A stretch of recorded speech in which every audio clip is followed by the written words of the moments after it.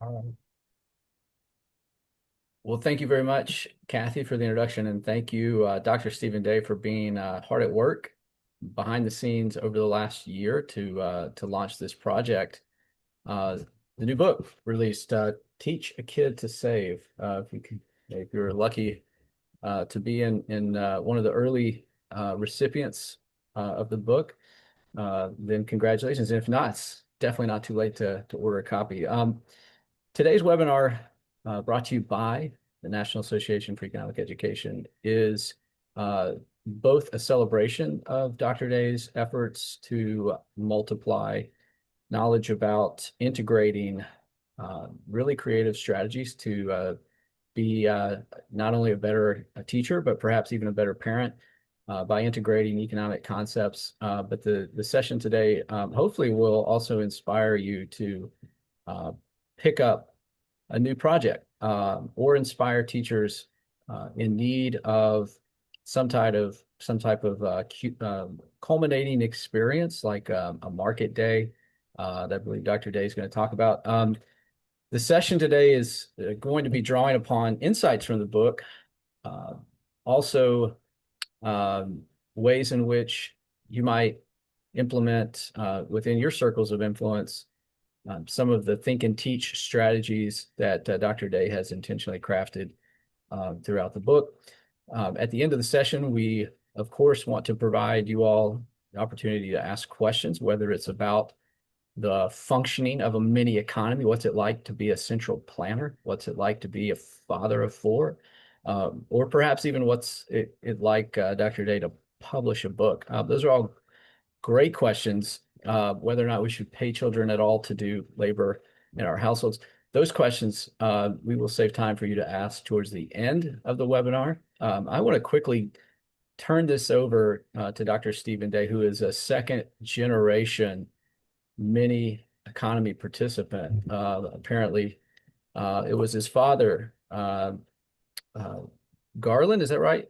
Professor Day, the first, who I think inspired some of this. So, Dr. Day, why don't you tell us more about your little project and what it has meant for you and some of the lessons for the NIE community that are embedded in this material. Oh, thanks so much, Joel, and thanks, Kathy, and the NIE Executive Committee and everyone involved with putting this webinar on. I am overjoyed to be here with you all. You can see there on my screen some logos of some of the partners involved with bringing this book around in this project. And you see the Virginia Council on Economic Education, VCU, which is where my center is, Revell, which is my publisher. They're the imprint of Baker Publishing Group, and then of course NIE. And I was telling Joel and Kathy that I've just been so blown away by how involved the Econ Ed community has been in supporting me through this work. And even well, just too many ways to mention. I'll get around to some of them, but just thank you for everybody for your positivity and for being a great community. And part of that is answers your question there, Joel, which is how did this project come about? And it's all started in 1973 when my dad was a fifth grade teacher. And he did what I think many teachers do. And he was in Brownsburg, Indiana. And he did what many teachers do and said, I need a way to do classroom management. So he put together a little token economy in his classroom. And so he had this behavior management system until he got in touch with the Indiana Council on Economic Education. And they invited him to do some teacher professional development where he learned that about economics, that it's about production and human capital and making something new, not just about controlling kids' behavior. And so he developed his his project into what came to be known as the Classroom Mini-Economy, and it was published by what was then, I think, the Joint Council on Economic Education, then the National Council on Econ Ed, then became the CEE that we know today. So my dad tested some of these classroom ideas out on me and my brothers when we were little. So when I was a small child, I was involved in a home mini economy. And my dad just took all his classroom mini economy ideas and applied them to us, and we learned about money. And one of my early remembrances is my mom printing these coupons for to sell in the household store, and they were like, "Go on a bike ride with dad, go on a run with dad, go shoot baskets with dad." There were none that involved mom doing physical activity, but many that involved my dad having to. And my mom was in charge of making the coupons. So, my dad would come home from work and he would find all his sons just lined up there waving these coupons with all these things he had to do. My mom would say, "Don't worry, you can do them all at the same time. You can all run down to the park and shoot baskets." And so we did that till my dad complained that he was being worn out because my mom just found out she could print as many of these things as she wanted to. And I think there's a lesson there about inflation and about its effect on the capital stock, or in this case, the human capital stock. But that even that stuck with me because the idea of making coupons for the store. So, that's just a little background of how it came about. I wanted to do this program with my kids, and so I did. And as I started doing it, it dawned on me like this could be a book. And so I got online and started to figure out what the path for that would look like. And I found I had to get an agent. The agent encouraged me to write more online through Substack, and that became the Paper Robots blog. And then as that grew, my agent started to pitch my book idea to publishers, and I was really happy that our reach publishers, the big ones, the tough ones to get, we were able to get one of them. So I got 7 no's and 1 yes in the first round of publication attempts, and that's all that you need is just one.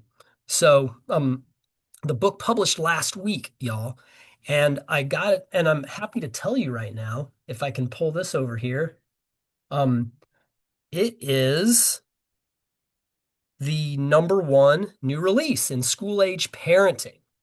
So that's not as big a deal as it sounds because it's a subcategory. But I'm still very, very proud of it. And I thank like so many of y'all who have written the reviews. You see 18 reviews here. It's a little embarrassing that it's like all my friends have written the reviews. So thank you for that. And also if you go to, yeah, so look at that, #1 in school age parenting.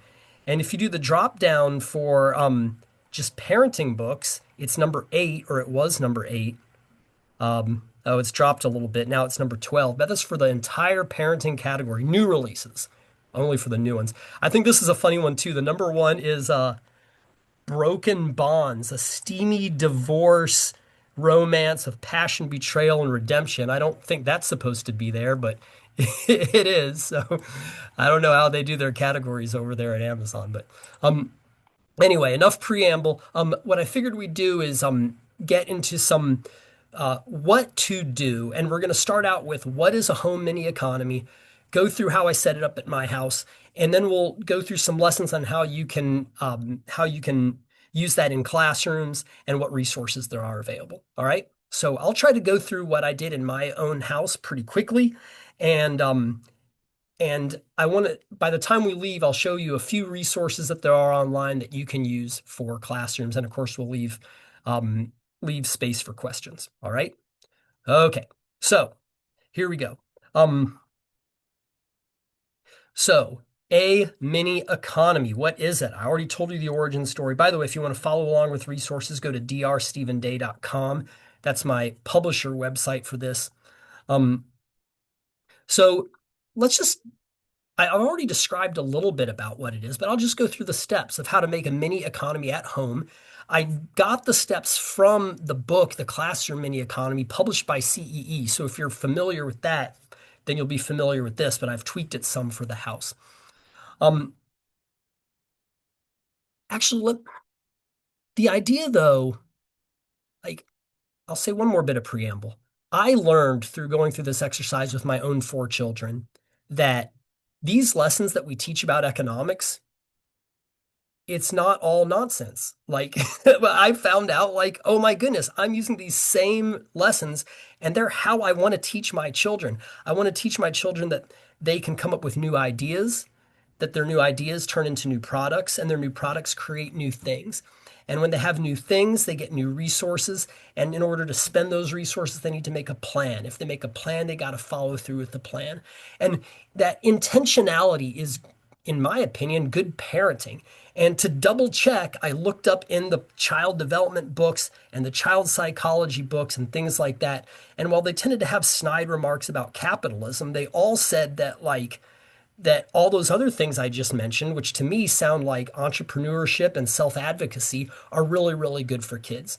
So I double checked, and this worked in my household to bring up my kids. And it made me extra passionate about the work that we do in training teachers and said, oh my goodness, people really need this stuff. So here's what the mini economy looks like at home. This is the quick start guide, and I'll use this as a lens to asking bigger questions as well. So here's your steps. Decide what items and privileges the family can buy. My dad's book said the money can buy. I changed it to the kids can buy. And finally, in the end, I said the family can buy because the adults are involved too. That's one of my innovations. I think in our classroom mini economy, usually the teachers are kind of like what Joel said, central planners. Not in this. No, the teachers are participants and they help and they set the rules and everything and create the structure. But families are small and they need more participants. So the parents have jobs too. So what items and privileges can the family buy? Design and print the money. Your small children, your toddlers love to color the money. So our money is horrendously colored because it was all colored by 3-year-olds. But that helps you decide which money is which because the kids will lose their money and they need distinguishing features on the money. And because every piece of currency is different, you can tell whose is whose. Okay, assign jobs to everyone in the family. I've learned over time that it shouldn't just be cleanup. It should also involve some skill and some skill. You can decide whether you're teaching kids a skill by if they're using a tool. So most of the mini economy jobs that I have, there's a tool that you have to teach them how to use. And then there's also cleanup and drudgery as well. I have 2 whole chapters in the book about how to motivate kids to do chores because that was a big sticking point with a lot of people. Um, I found out that everyone should, well, I'm gonna get to the motivational stuff later. Make a budget. I moved share to the front. Part of this was a values driven thing. We give 10% to church. We also pay taxes in my economy. And it's not just like taking money away from the kids. The kids all vote on a thing that we consume collectively and we vote on a tax level. And that's a thing that we can kind of all do together. We all have our individual savings goals, but we're all saving towards something as well. 2 years ago, that was donuts. Last year, it was a trampoline. This year, we're saving towards a trip to the amusement park, King's Dominion. And that should take probably until midsummer for us to get enough of that. But when we go there, it's dad doesn't go around telling the kids everything's too expensive. No, like I will open the wallet and buy them stuff because they will have earned it by then. After they share, they do their giving, they pay their taxes, then they work on their savings goal, and I have a savings chart for that, um, which I'll get to. Then they can spend at the store. They can buy both goods, but not so much goods and then services, which are the jobs that we do for each other, which are the businesses. I'll get to that. But then also privilege coupons as well. A lot of things that parents sometimes say no to, but which they can buy privilege coupons to do. And then finally, you do it. All right, so let's see how this stuff actually looks. There on the left, you see our very first menu for items and privileges that the money could buy. You've got small children who might not be able to read, so you have to draw pictures. But then I tried to make this easier for you by actually putting it, that's a page from the book, actual coupons with art on them. But it's really good to sell the kids coupons for things for which parents would sometimes say no, but for which you sometimes say yes. And um, kids learn over time, absent a mini economy, that the way to get stuff in your house is to bug you, to ask you over and over and over until you say yes. And for the kids, it's very little cost on them just to bug you again, but it's a higher cost for the parent to say no over and over. And so this is an externality. This is bad. But if you put coupons for these privileges in the store, then it gives the kids more say so and more autonomy over when these things happen and how much they happen, but it's still scarce. So you see there, there's the adventure coupon. This is for when the kid gets to decide what adventure you go on without dad saying, I don't want to go there. And the kid also gets a snack on the way. Extra screen time, iPad time. That fire you see there, the kids would always want backyard fires. And I just said, okay, you can decide how many fires you get. Um, Calvin, my now 11-year-old, was always asking for copies from the printer. And he was asking my wife for the tons of these. He wanted her to print out so many things. We put those in the mini economy too. And then there's also a no, a store. And actually I can pull up my Instagram account to show you the store. I forgot to put that up. Here you go. You can follow me on Instagram. But where's my store day? Way down here. Oh my goodness. I should have done this already. But we need to have a store day.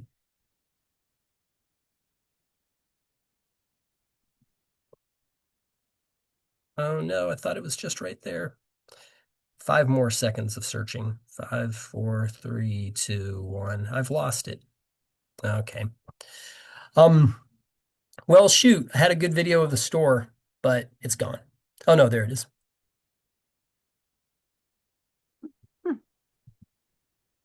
Store day in the day family economy. Kids are taking their savings from their jobs and buying the things that they've been planning to get. Okay. So that was the store. They can buy goods and privileges. Um, I'm going to go through these, how I do these quickly, then I'll pause for questions. Okay. Okay. So design and printing the money. This is pretty straightforward. When we do this, for my center, we actually, we have a classroom program as well. We have a competition where different students send in their money designs. So that's what you see right there. That's another whole issue is doing this for schools and putting on a market day through your center. Then you have the little ones color it. So jobs to everyone in the family. The little one gets to be the zookeeper. And again, because the littles can't read, you draw pictures or you just get the new inserts and printouts from my book. But when I first did it, it was drawing pictures. The zookeeper takes care of the cat, fills the cat bowl, lets the cat in and out, and also picks up all the stuffed animals. And you see there for a small child, they're proud of getting to be the one to take care of the cat. They have to put things away and keep things and put things away and have the food in the right place. But really, what the parents want is for all those stuffed animals, which are prolific, to be picked up off the floor. And so you mix in the drudgery and the tidying along with the work they can be proud of. The librarian is for the older child. She reads to the other children and puts all the books back on the shelf. Books like stuffed animals are just all over the floor in our house and need to be picked up. The guard, the Calvin there you see on the side, he wanted to be I just wanted someone to pick up the the soldiers and the weapons. And he said, "Can I patrol the house to keep robbers away?" And I said, "Oh, yes, you can. You do that." So he did that. But aside from that, his job is was largely to pick up toys and to organize the weapons, because yeah, with all the swords and spears we have. And then that shows there on the side how much they get paid for each of it. I think this might be another. Oh yeah, here you go.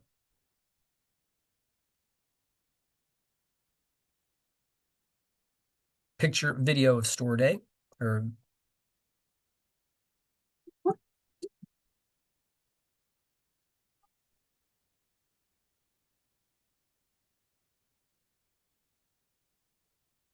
okay, a lot of Beastie Boys going on in my Instagram account, it seems. All right, so that's how the jobs look.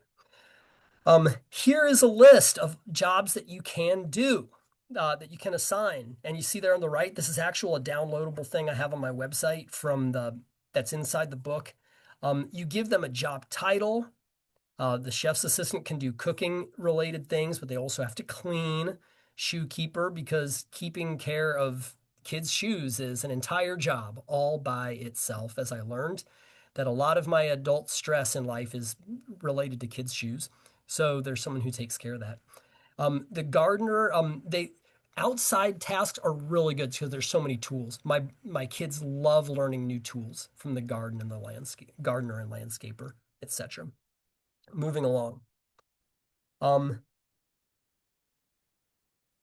okay, make a budget, share, save, and spend. And you can listen to hear my kids thinking through what they're going to do with their money. You hear Daisy here wanting to plan in a pattern. You have the next child, Calvin, saying he had actually, let me explain this a little bit before you're going to hear Calvin say, I want to give some to the poor, some for the church, and some for the pastor. And then he wants to save the rest.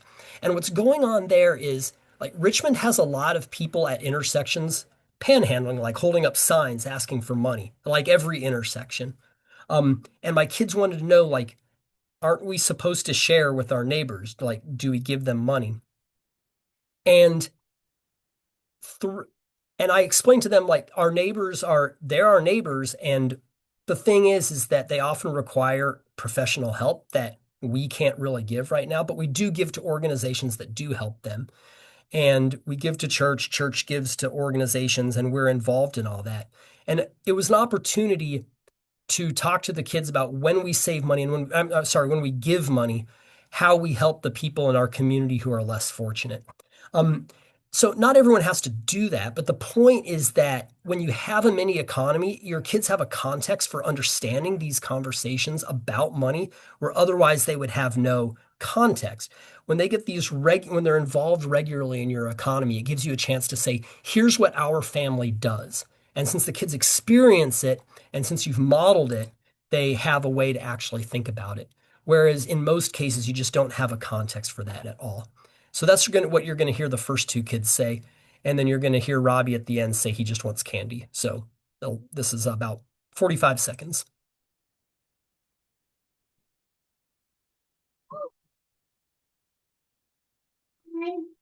Uh, the church and sending some to the pastor, and also save with the toy guy. Are you going to spend any of the money on these coupons in the store this week? Okay, what about you, Daisy? $3 away each week. So like, here's my pattern. I'm gonna buy candy 1 week, and then the next week lemonade, next week candy, next week lemonade, just going back and forth like that. Mm-hmm. And then eventually, so when I'm done, I'll have $6 left after I buy one thing and give one away. What are you going to use that 6 on? Well, I'm gonna keep saving up the sixes so I can buy the toy. Oh, great. What are you going to do, Robbie? I'm going to have that and that. Well, you're sure going to have to save up for those, aren't you? Okay, so that was that. And I think there's another one where you get to see oh no, there's, where did it go? Okay, yeah. So that's the kids making their plan. Here's some templates I provide. This is from the book, and you can download it from my author page, drstephenday.com. You see their savings chart, draw your goal, and then draw your second choice in the bottom left. If you're not in the econ ed world, you're not going to put your opportunity cost on the saving chart. But because we are econ people, the kids have to draw a picture of what they are giving up. And then they have to also draw what work they need to be done. So it's not just a savings goal. It's also sort of like a comprehensive way not to map out your priorities, really is what it is. You have your marginal savings there on the left, today's savings, and you have your total savings there on the right. And in the book, this is embarrassing. There was an art failure. So the art, my two columns got misaligned on one of the examples, which is a little embarrassing. So the math is off by a little bit. I saw Jennifer nodding her head. I'm like, you did not notice that, Jennifer. She did notice that. Oh my gosh. Yeah, well, Jennifer is a detail oriented. Let's hope that not everybody is that detail oriented. Okay. Um, let's move on. So there's budgeting and making a plan. Um, and I'll do one more planning session that I did with my kids right here. I actually made a little bit of a mistake here. I told Daisy that she just needed to save up a lot, but I told Calvin I was trying to teach him about opportunity cost. So it sounded to him like he had to give things up, but Daisy didn't. And I think he was a little offended by that. I noticed that later, so enjoy this. So Calvin, Robbie, do not eat scissors, child. Calvin, so we have here, you could spend money on adventures, screen, but Calvin, Robbie, do not eat scissors, child. Calvin, so we have here, you could spend money on adventures, screen time, fire, printouts, treats, or a toy. What do you think you want to spend your money on? A The toy is the toy. most expensive thing, so you're gonna have to not have these other things and give those up if you want to save your money for a toy. Robbie, which of the things do you think that you're gonna want to spend your money on? Toy, treats, screen time, adventure, fire. What do you think?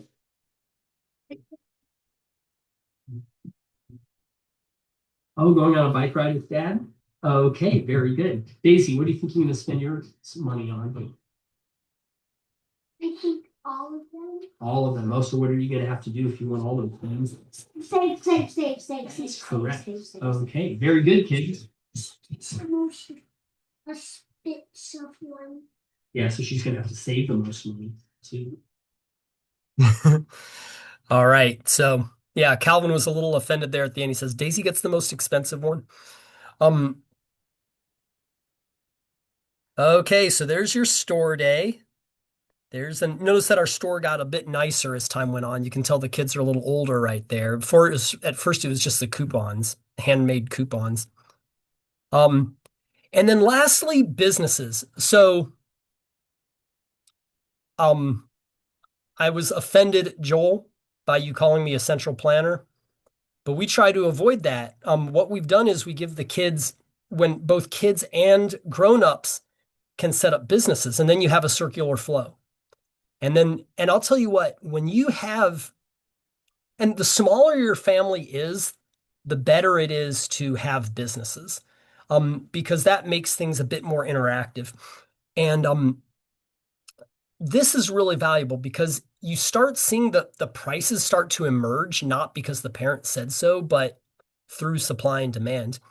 And the kids, they start to really understand the value of their time when they have their own business. My son Robbie, the littler boy, he drives a hard bargain for his coffee making business. He makes coffee for us in the mornings, and I've bargained him down to 2 day bucks, equivalent of $1 per day, because our household currency is pegged to the US dollar. You can exchange them. And he bargains me up pretty regularly. And I've really liked to see him. He has learned how to advocate for himself over time. Here you have Calvin selling his little cardboard guys into the store, which I'll show you briefly. I would like to buy this, but I guess that's not for sale. Yep. Okay, but you'll make one if I buy this coupon? Uh-huh. Okay, how much is the coupon? It's $4. okay, 4. Here's the 5. Okay, Give me a buck change. yeah. Thank you. Yes. Okay. When will it get ready? What? When's it ready? Probably by tomorrow or the next day.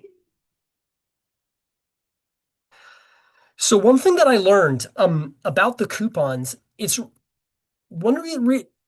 really not good in a mini economy to just randomly sell stuff to kids kind of ad hoc as you think about it.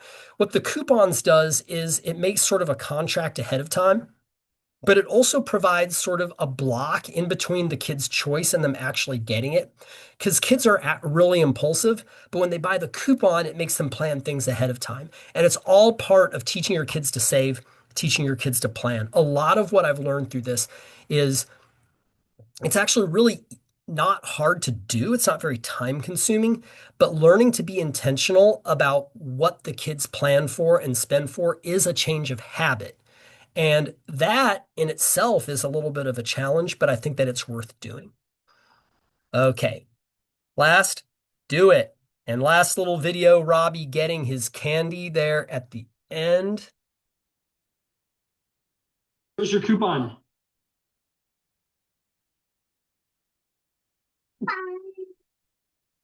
Give me your coupon, my boy. No, not the egg, the coupon. That's all gone. All right. Show me the egg.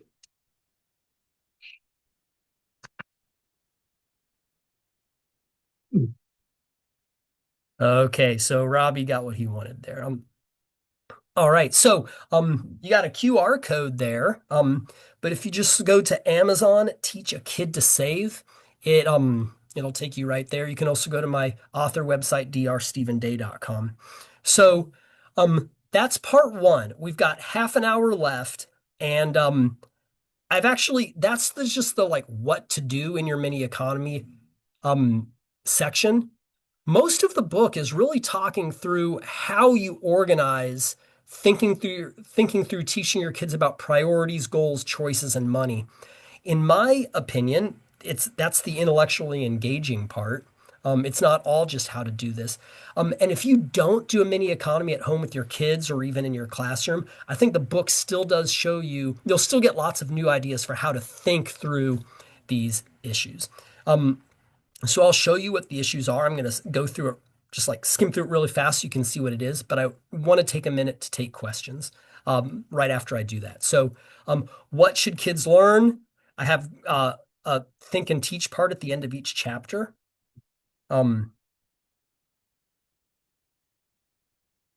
lessons for children are all econ. And I've learned that this is practical for helping them learn about life and organizing our household, and also for learning econ. Um, when should kids learn? My slide is not advancing. There it goes. I got this from the CFPB. You might recognize this. So we learned when should kids learn? I'm going to get back to that. Questions for parents. So this is all what's coming up before I back out of it. Lessons for kids. And then we finally have should kids be paid to do chores? And I talk over that as well. So those are sort of another section of the book. But I want to back up a little bit to leave a minute for questions. You know what's coming, but talk to me. I will stop sharing for just a minute so I can look at you. Okay. Hello, people. Um, are there any questions for the moment? What people are thinking, I'll ask, what economic problem were you trying to solve by taking on this project? One of the things was, well, there were several. One of them was the kids bugging my wife for stuff in the store. Like my wife did not want to go to the grocery store or to Target because the kids were like, "Can I have this? Can I have this? Can I have this?" And I thought, well, there's got to be a better way of rationing this stuff, in a way that is better for everybody. And I think that it helps do that. Um, Another one was that I wanted them to learn about saving, and teach a kid to save. And I wanted them to learn, well, I wanted them to learn about the connections between our family values, the goals that we set, and the work that it takes to get there over time. In short, economics, right? And and I think that it's done that as well. So Travis says, would you recommend to homeschools implement some of this? Yeah, absolutely. In fact, homeschools has been, I think, one of the markets that has really liked this the most. I have an appendix at the end of the book that for homeschools to how a homeschool group can set up a market day where all the kids come together with their businesses. And it's an appendix because it's a little boring to read, but it is a lot of just logistics for how you set that up. Um, my publisher really thought that this would take with homeschoolers, so they've done a sort of a lot of paid promotion with homeschool groups. So I would love to see homeschools take this up in a big way. I asked this, Stephen, because my daughters both attend homeschool. I'm a public school teacher, but my daughters attend homeschool. And my little one, she's 11, and she's always having this new business that she's doing. And so it's always interesting talking about to her about economic thinking, but the rest of the kids don't get it. And so this is one of their problems is that everything they try to sell gets just stolen. And so it's an interesting discussion in our home how to prevent that. So I'm just curious how it's been pushed in a homeschool community as well. So I was just curious. I've seen homeschool groups do market days, and there it's not ad hoc. It's like the group says we're all going to work on our businesses now, and they get a common currency. And when the homeschool group comes together, this one you'll have maybe three, four, five families. Um, they'll put their businesses on there. It sounds like what you're talking about is more sort of inside one nuclear family, right? Uh, Uh, well, there's a Thursday meeting that a large group of families come together, and so in typically in the younger area, they call it essentials. They have this group that's back and forth, and the boys try to do this, and the girls try to do this, and it's interesting. It's just not focused, and so I'm curious on. I'm looking forward to reading the appendix to kind of help guide them a little bit more. And so I was just curious how it came about where you brought into this appendix of the homeschool and what led to that. yeah, well, there's the businesses and there's the homeschool. You look at the chapter on in the book on making a business, and that's not really a homeschool thing. That's a making a business thing, and the market day is a bit bigger than that. But um, in general, the kids require a bit more guidance for making a business. And I think part of it is because they're used to being told what to do. Like they're not used to being the boss. And if they do make a little business in their house for play, it's play or they give the parents the money. They're not used to having money that actually has kind of a value and having to make something that other people actually want. So I think that that's a learning experience for them is when you make a business, if you're a real business person, you have to serve your consumers. You can't just do what you feel like. So there's a lot of learning that goes on there. But there's a chapter on making a business, and then there's the logistics chapter for markets. Moving on to Leslie, have you received feedback on the greater based on household income? I mean, I'm going to assume that middler and the higher income families are more likely to do it than lower income families. Um, and part of that is, well, I mean, higher income families are usually the ones buying books, you know, to be frank about it, to be blunt. I do have somebody that I'm working with at VCU who buys backpacks with school supplies for low income people in Richmond. And she wanted to know if the book is good, would be good for putting in the backpacks. So I'm working with her right now to basically use the material from the book to make activities for kids to put in the backpacks. So yes, there can be one of the books in there. And then also when you have the art supplies, the scissors, the templates from the website, that can provide something that the kids can do for as soon as they open up the backpack when they get it. So that's what I'm trying to do for a lower income community. Um, okay. B. Flanagan. I loved all the great ideas. Is there an upper age limit this can be used? Memento. I need to blow my nose. There. Sorry about that. Okay, so there's a chapter in the book called What Comes Next for kids aging up. And I have a daughter who's 13. And what I found out is she becomes, as the kids get older, they become less interested in trinkets and toys from the store. They're still interested in the privilege coupons though, because there's still a lot of stuff you say no to. I mean, I'm sure that when she turns 16 and gets her driver's license, there can be a use my car coupon or something like that.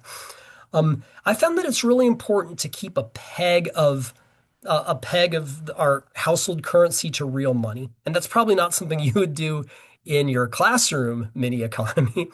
and it becomes less necessary in a larger group classroom context. But for our house, we found out is that the kids transition up in age smoothly because they tend to want to trade in their household money for American dollars more often. I asked my wife if maybe the kids age out of the mini economy entirely, and Sarah said, no, Daisy's a part of the economy because she's part of the family. And frankly, the parents do it as well. So I think as the kids get older, the businesses become a little more important because the kids find ways to serve each other that they value. So it happens smoothly because of the currency peg. And as they get older, the things that they demand start to change, but it all works. One other thing I learned is that you have to be a little bit intentional about it. I want to tell you an anecdote about this. Um, just a few weeks ago, the book was about to come out, and I was feeling guilty because we didn't have a very good mini economy going at the time. And I was like, I feel like I'm a fraud. And my wife was like, yeah, because it's not working. But then my author copies for the book came in, and I read the book, and I was like, oh my goodness, we're not doing like half of this stuff. This is things that we did a year and a half ago. And I found out that the kids there, they had achieved their savings goals and we had not updated them. They'd grown out of their jobs. They'd gotten too good for their jobs and we had not updated them. They had picked over all the stuff in the store, and the only stuff left in the store was stuff that they had decided not to buy. And we needed to make new, so nothing had been updated. I basically wasn't following my own ideas from the book. And I was a little intimidated to do it. Like, this feels like a lot of work, but it only took about 45 minutes or an hour to re-update all the stuff. Just the difference was that being intentional and doing a little bit of planning is a little intimidating, but it's not hard. The thing is, it's just like making yourself actually take the steps to plan ahead and teach your kids about money is the thing that's difficult. But the reason it's difficult is because we're not doing it. So like it's important to do and it's worth doing.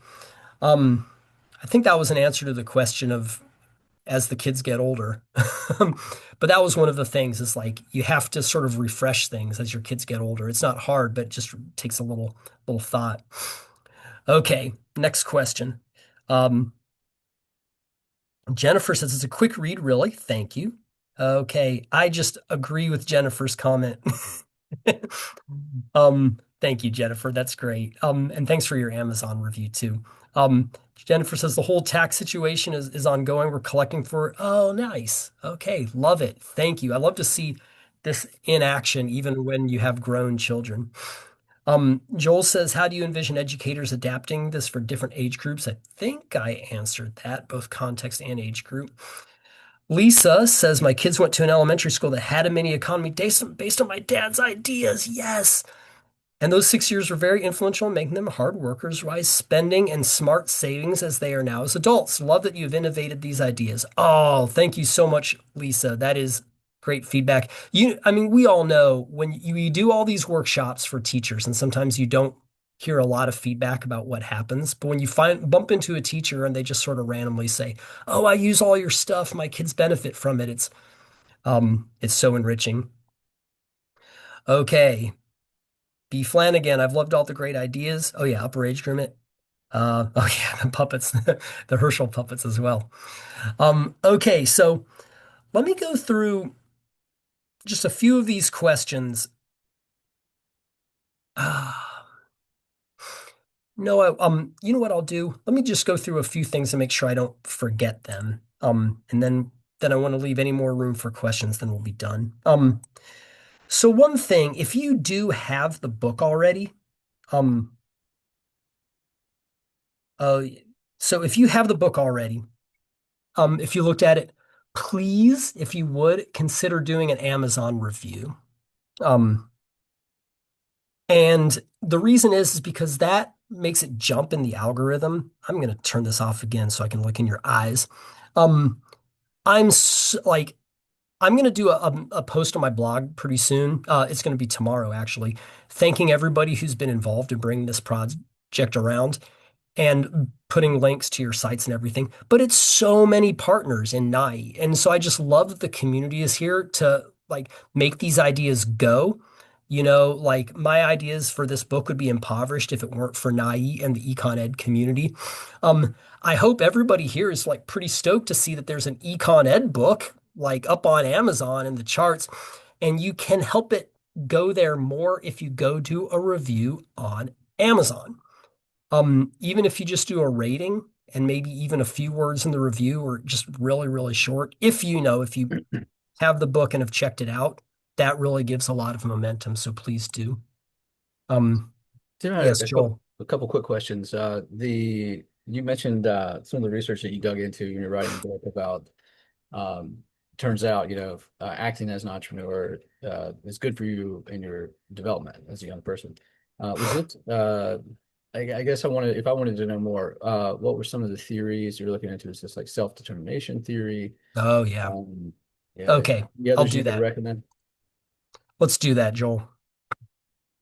Okay, so one thing that my dad warned me about was that if you do a mini economy workshop, you're going to have a teacher who's going to raise her hand and say, if you pay kids to do work, then it demotivates them because it's motivation replacement theory. It's like they were motivated to do things because of the rules or to be a good citizen, but now they're not going to be motivated to do that anymore. And this was really confusing because I would talk to the psychologist and they were like, don't pay the kids to do chores. And I talked to the econ department and said, does money motivate people or demotivate people? And they gave me these blank stares. And one of them said, we consider it axiomatic that money motivates people. So I did a deep dive into psychology to answer this question. So here's what I say. Yes, divide the work in between two categories for work. If you want, pay them for jobs, yes.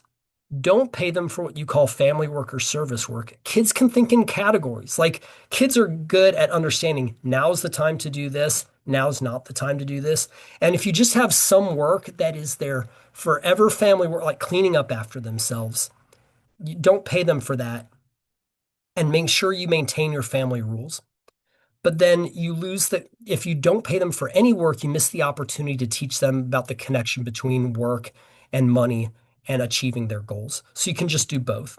Um, so here is the diagram that I used. It's called self-determination theory, and it says that people are more motivated, A, for things that they like. Ta-da! But if they don't like it, then they're supported in motivation in these three, what the psychologists call basic needs, which are autonomy, competence, and relatedness. Autonomy is basically value alignedness. Do I think this is important? And the more that it is aligned with somebody's values and they understand the importance, the more motivated they are. Um, Competence, this one is underrated. Like people are motivated when they're good at something. They're motivated when they're growing in something. In econ, we have the RBG framework, which is another motivational theory, but the G is for growth. So that you've all heard about a growth mindset. Um, we don't tell the kids you're good at this and then stop because they think that they've arrived. But a growth mindset is when we say, I can get better. I'm where I need to be and I can grow. And so having a growth mindset, being good at something, having skills, having not just success, but the opportunity for success, this is all motivating as well. And entrepreneurship, being able to do a job, being able to use a tool, these things all add to competence. I found out like this is where we go, where we have problems with motivation in doing chores. We often give the kids work that requires no competence in chores. So of course they don't like it. We don't like that work either. And then we're down on them because we say like they don't know how to work. It's like, well, we're giving them the crappy work to do. Like, would you do this job in Econ Ed if you did nothing but go to meetings and do emails? I know some of you probably feel that is what you do, but we also do teacher training, and that is awesome. And that's kind of what we live for. So it's got to be both. Relatedness is when you feel like you're part of a community, when the community or the family supports you, and when you support the family. And so the more that I do mini economy, the more I have us do our jobs kind of together and in as close a proximity as possible. And Sometimes even breaking down the walls between our individual jobs and just doing things as a team. And that's very motivating too. It's telling the kids, like, go off to your room and clean your room. That's isolating and it's boring and they don't see the value in it. Like, all those things are low on the motivation scale. If we just say, like, go clean your room, I'm not saying you shouldn't do it. Probably they should if they made the mess. But I try to give you tools in the book for how you're likely to have more success in doing chores. That extrinsic motivation you see there in the middle says, um, you want to support them with autonomy, competence, and relatedness as much as you possibly can. But guess what? Money helps also. Money, if they do it only for money, it can crowd out their motivation. But that is a very small and overhyped sample of behavioral studies. I cornered our behavioral economist in the department about that and asked him, and he said that motivation crowding theory is real, but a lot of the time the studies that show that money crowds out motivation were designed exactly to show that result. And in the broad, if you take sort of like the literature as a whole, money does not tend to crowd out people's motivation. So you want to, but you don't, but people don't work only for money. You want to work also for enjoyment and for autonomy, relatedness, and competence. And so you want to support the kids as much as you possibly can on those things and then pay them. There. Does that answer your question, Joel? We discuss Yeah, those things in the book, and I hope that that makes it a bit more intellectually engaging for people as well. So it's not just like a how-to curriculum guide, you know? right, right. No, I'm curious. I think there's probably a lot to be said for the research you've done behind the scenes in writing this book, Mhm. as you fact check yourself and make sure you're aligned with the academic findings as well. And that's just yeah, as a parent, that's really interesting stuff. But Joel, it was so like this was one of my most intellectually enriching moments because I needed to know this info. And frankly, I didn't get it from pure economics. I needed to jump into psychology and child right, development yeah. for it. Hmm. And so I did all this reading, and it was pretty hard. I wrote in a three-part series in Paper Robots. And if you read that series in Paper Robots, like, how do I motivate kids? Should I pay kids to do chores? Like, you can about hear my brain popping as I try to get my mind around all this stuff. And I hope that I popped my brain so that you didn't have to. And y'all can read this and it'll be easy for you. Yeah, I'm gonna ask one more question. I'm sorry, and you don't have to answer it. But I'm just like, what are the other professional skills? I mean, obviously you've done a great job in kind of documenting this process, your Instagram post and your commentary as you walk down the street, like reflections. But what other professional skills would you say you acquired in this process? Oh, well, I did not want to, oh, sorry, I need to unshare that. Um, I did not really want to do much like in the way of what do you call it, like social media, but I got drawn into it sort of anyway. Um, but writing on Substack, doing all the extra writing projects, I thought that I have not had enough time, but it built my connections and network anyway. And I think that maybe the best thing about it was like finding new ways to use econ ed in the real world. And I and I think that I did, like I had to pivot to a different direction and use econ in a different way. And I think that it worked. Um, I wanted to make sure we didn't miss this. If you go to drstephenday.com/downloads, you can get all these templates that I showed. Um, so actually I'm going to drop that in the chat right there. Where did the chat go? Um, I can't find it actually. If somebody could put that in the chat, you can see that drstephenday.com/downloads. Yeah, I got And you. so you have your currency templates, your store coupon templates, your money book. I think the savings plan is the best one personally. And if you just click this, there's no sign up or anything required. It's just right there. You can download it, pass it out to your students, pass it out to your teachers. And I'm going to add more downloads in the future as they come up.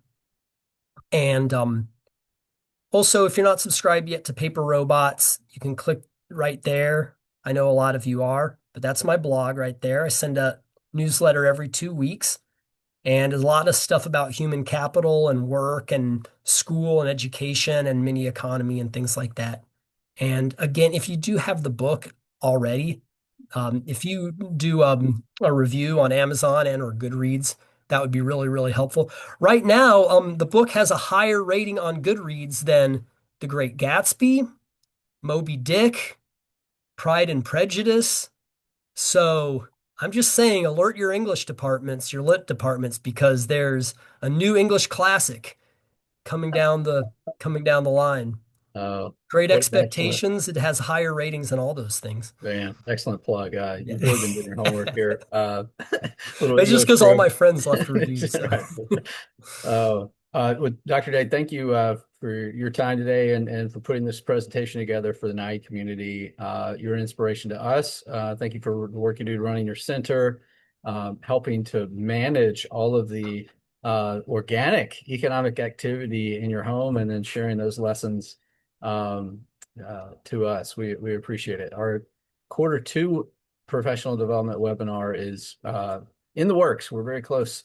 We've got a research session that we're just days away, I think, from solidifying. We'll be sending out the date on the NIE website in the events page with information about that. So unless my co-chair, Ms. Kathy Pawnee, has anything to add, Dr. Day, last reflections. there's my email is there in the chat, Perfect. shday@vcu.edu. Any questions, shoot me an email. And I really appreciate you all putting this together. And like I said, I just appreciate this whole community for supporting the ideas and everything that's gone into it. It wouldn't have happened without the NIE people. It's fantastic and a great